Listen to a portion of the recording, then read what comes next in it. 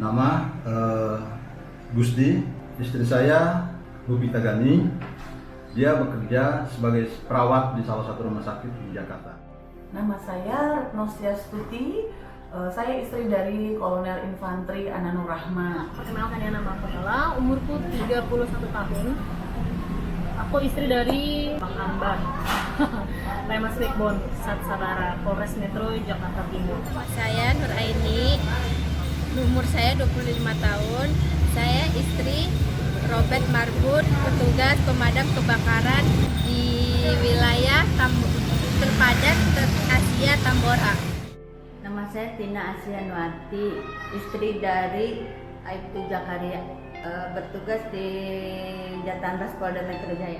Perkenalkan, saya Feliani. Saya sebagai istri dari Dr. Koko Hanoko, spesialis paru yang bekerja di Rumah Sakit Umum Daerah Kota Bogor.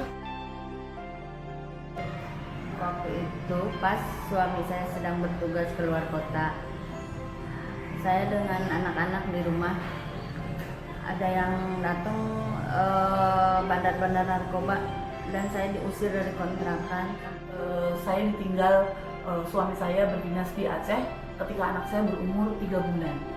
Di situ saya mengantar keberangkatan suami saya pada jam 1 malam dengan menggendong anak saya waktu itu. Dan pada waktu itu rasanya sangat berat karena ketika kita masih baru menjadi seorang istri dan menjadi seorang ibu, harus membesarkan anak sendiri, mengantarkan suami, entah kita tidak tahu kapan suami kita akan kembali atau tidak. Jadi kan harusnya aku yang tadi ditugasin di situ, harusnya disuruh di situ tuh aku. Gimana kalau tadi aku di situ, ya mak? Matilah aku, mak. Dibom, ya kan? Dibom sama, ibaratnya sama orang yang nggak punya Tuhan, bener dong? Kalau punya Tuhan nggak mungkin ngebom orang gitu dong.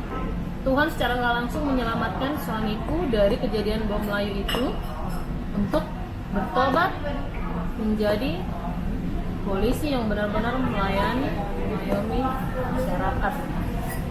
Waktu itu seharusnya suamiku berdinas jaga di situ.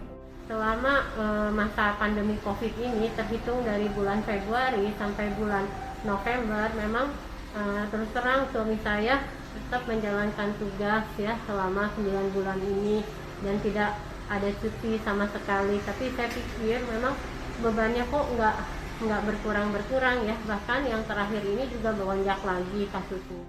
Istri saya bekerja di area yang berisiko tinggi dan kami anggota keluarga yang ada dalam rumah pun itu secara tidak langsung itu masuk dalam area itu, sehingga kami menerapkan protokol kesehatan yang ekstra ketat. Saya selalu was-was dan gak bisa tidur. Tapi menurut saya, nyawa saya dan anak-anak terancam kalau sampai saya balik lagi ke kontrakan itu. Tapi lama-lama suami saya ngasih penjelasan, pengarahan kalau kita meninggal tuh di mana saja bisa. Suami saya bertugas 16 bulan, pulang dari tugas ketika anak saya umur 18 bulan. Waktu itu anak saya sempat terkejut dan nangis karena pada waktu malam hari ada sosok seorang laki-laki di rumah dan suami anak saya menangis meminta orang itu keluar gitu. Tapi keesokan harinya ketika dia bangun, ketika suami saya masih bersih-bersih untuk membereskan ransel tugasnya, anak saya mengintip dari kamar, kemudian saya gandeng, saya kasih tahu bahwa ini adalah ayah yang seperti di foto yang adik lihat setiap hari gitu. Kebetulan anak saya masih kecil, jadi pada saat istri mamanya pulang, itu biasanya dia pengen digendong. Nah itu kami berusaha untuk menghalangi dia dengan segera mengangkat dia dan menggendong dia supaya nanti dia tidak kontak langsung dengan mamanya. Sejak kejadian itu,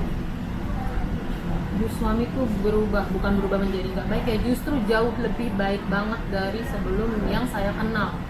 Dan bukan hanya saya yang menangkap itu semua, sampai kakak ipar saya salut melihat gini, beda banget itu sekarang. sepanjang perjalanan saya ke rumah sakit, selama saya kerja bolak-balik ke rumah sakit, setiap hari saya hitung tuh 10 orang ya. Ternyata yang pakai hand masker 2 paling sedikit dan paling banyak 4 ya. Jadi sekitar 20-40% aja orang yang pakai masker. Itu yang sangat menyentuh hati saya adalah anak saya mau digendong suami saya untuk pertama kali, dan yang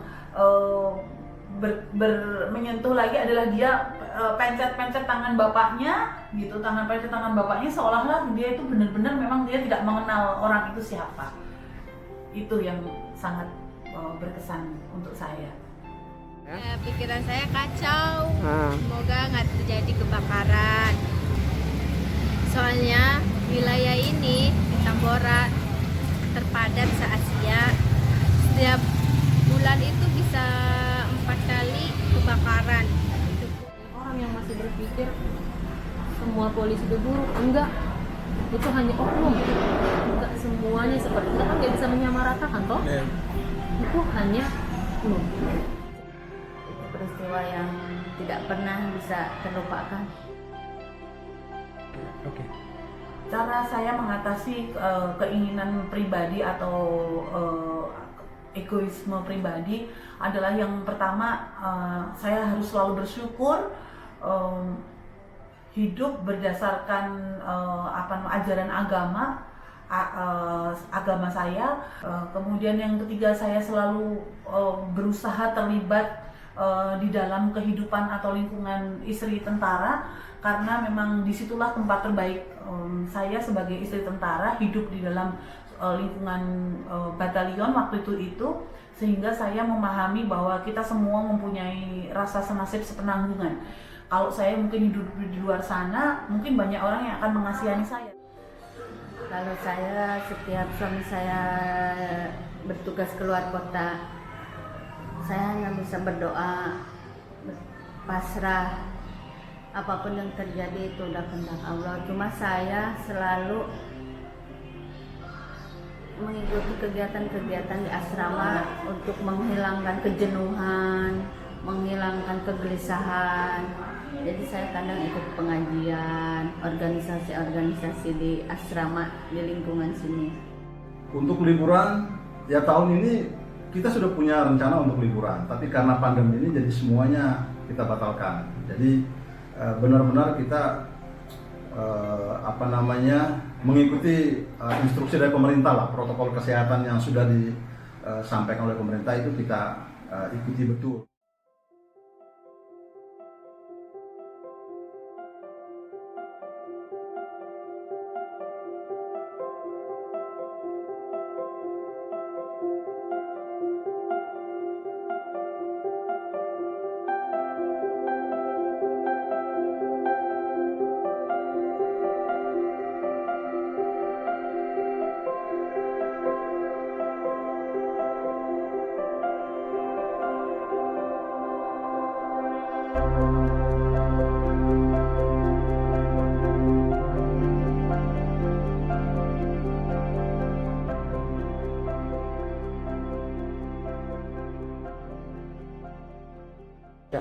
Jadi harapan saya jelas ya, bahwa saya dan suami jadi nggak mendapat penyakit COVID ya, dan juga termasuk kita anggota keluarganya juga ya, agar suami saya masih tetap bisa ya merawat pasien-pasien COVID ya, dengan terapi yang makin lama makin baik, sehingga makin sedikit ya yang meninggal yang ditangani oleh suami saya ya.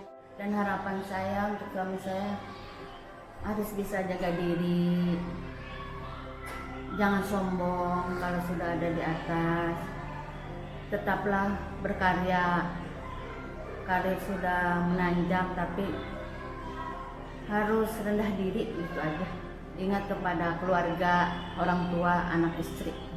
Berharap ya untuk suamiku ya di dalam pekerjaannya tetaplah seperti Ambarita yang sekarang kita kenal, yang workaholiknya benar-benar workaholic untuk masyarakat, nggak ngeluh apapun itu, mau panas hujan, tetap seperti Ambarita yang kita kenal, melindungi mengayomi masyarakat. masyarakat dari hati, nggak dibuat-buat, karena segala yang dibuat-buat itu akan kelihatan. Harapan saya semoga suami saya diangkat menjadi PNS.